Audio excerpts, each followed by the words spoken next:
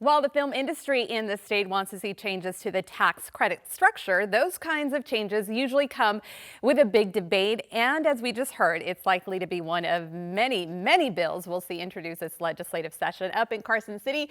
And joining us now with the latest on this state legislature is Sean Galanka, reporter with the Nevada Independent. Thanks so much for joining us, Sean. Thanks, Maria. I'm glad to be here. Now we are in, let's see, the first month, right? A month has already passed. The 82nd session of the Nevada Legislature kicked off. A lot going on, some important deadlines coming up in March. Let's talk about those deadlines.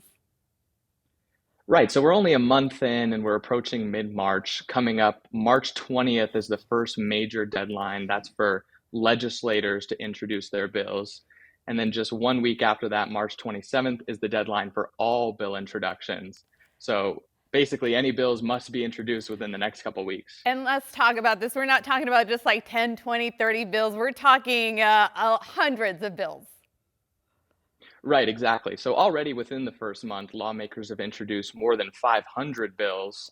And already there have been another 500, 600 or so that have been requested for drafting but have not yet been introduced. And so there's a short time frame to get those actually introduced. And Sean, when we talk about these bills being introduced, we do tend to hear some very emotional testimony. And yesterday was one of those days with AB 125, a bill that's directly impacting our indigenous communities here in Nevada. Right. And so that is about murdered and missing Indigenous women. And really, it's about accountability and making sure that we're keeping track of those women because there's really a lack of data, tracking that kind of criminal activity. And Sean, that's an issue that impacts not just women, Indigenous women here in Nevada, but throughout the country. One of many issues that we'll be hearing about. Just last month, it was Nevada Tribes Legislative Day on February 14th. Let's talk a little bit about some of the other key issues and legislation that will be introduced when it comes to our Indigenous community here in Nevada. Right. So I think one key piece of legislation for that community is a bill that would expand tuition waivers for tribal students, basically waiving any tuition fees for those students seeking to attend a university or college in Nevada.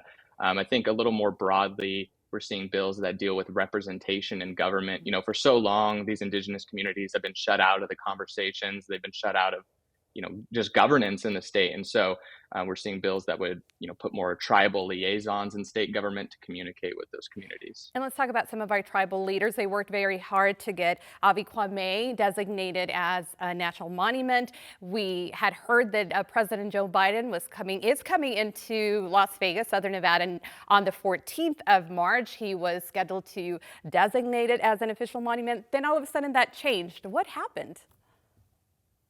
I'm not quite sure why we saw that flip-flop based on what we know that President Joe Biden will be talking about prescription drug pricing and that this is part of a larger Western states trip for the president. I imagine this is kind of the ramp up to his reelection campaign, and he's talking about some key policy goals rather than the national monument. And what we are hearing is that he is hosting a private fundraiser, correct? Is that what you're hearing as well? Yes, I have heard that. And let's talk a little bit. Last time when your colleague, your wonderful colleague Tabitha was on, we were talking about Tesla. They're continuing to make headlines. They are getting more than $330 million in tax abatements. Those are tax breaks. What's going on? What's the latest with that? So I've been covering this closely, and that was really the last development is the Governor's Office of Economic Development Board approved those pretty substantial tax breaks for the company as they look to expand the Nevada Gigafactory. And now they're basically proceeding with that process. But some Democratic lawmakers have said, we want to weigh in. Senator Dina Neal plans to bring forward a bill that would grant the legislature process or power of the abatement process rather than the executive branch. Ed, let's talk about this because you guys are really good about separating fact from fiction. And one of the big things that's that is the state giving money to Tesla? That is not the case, correct? Where they're getting tax breaks.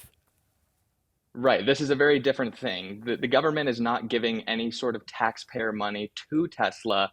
Basically, what a tax abatement is a reduction in the tax rate that the company pays over a set number of years. So, for example, with this newest expansion, the company will not be paying any property taxes for 10 years, but they're not receiving any money from the state. And Tesla not the only company that will benefit from this. Exactly. Tesla is the only company to benefit from it on this scale, this massive multi-billion dollar scale, but other companies are granted tax abatements a lot of the time. Now, I do want to talk a little bit about what's going on in a few weeks. Indy Talks. Right. So Indy Talks, March 21st in Reno. We're going to be having a conversation with 4 legislative leaders: Assembly Speaker Steve Yeager, Assembly Minority Leader PK O'Neill, Senate Minority Leader Heidi Severs-Ganser, and Senate Majority Leader Nicole Cannizzaro. All together in Reno, March 21st, just to have a conversation about the legislature. And another great thing that I love about you guys is the fact that you are keeping us informed, everything that's happening with the Nevada legislature. I love your the way you help us track those bills and keep up to date on what's going on. You have a great resource on your website. Yeah, so we are tracking bills and policy discussions. We have a policy tracker that also includes a spreadsheet tracker of specific bills, and we're keeping those up to date with latest developments in the session. Sean, thanks again for joining us. We'll check in back with you guys in about 2 weeks. And thank you at home for joining us for this edition of Nevada Week. For any of the resources discussed on today's show, go to our website, vegaspbs.org/Nevada Week.